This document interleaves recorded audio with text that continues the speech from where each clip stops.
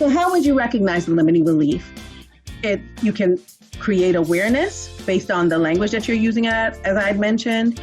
You'd have to be honest with yourself, whether, what you're saying is true, or if it's a story that you're telling yourself.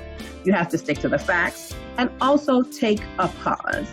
I know personally, especially when it's something that I feel has been quote unquote done to me. And I learned this through therapy. When I am upset about something, I go really fast. I tell the story really quickly, and it's like a ball rolling downhill because you're caught up in the emotion. And while, different people present stress in different ways, that's one of the things that at least I've learned through my own work, both therapy and, practicing better self-care.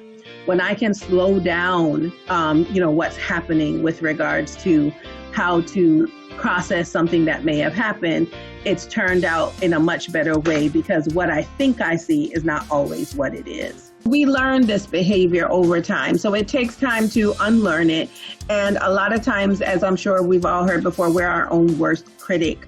And that's why I think it was critical that we all talk about it, because I think even though we show up, in the different roles that we show up in I think in a prepared way, even though it may not be traditional in the sense of, doing your lesson plans 3 weeks ahead of time, or for me, finishing this deck last week, even though I started it but didn't finish it until today, or, whatever the case might be. We know we'll get it done when, the time is needed, but doing things ahead of time may just be something that we struggle with.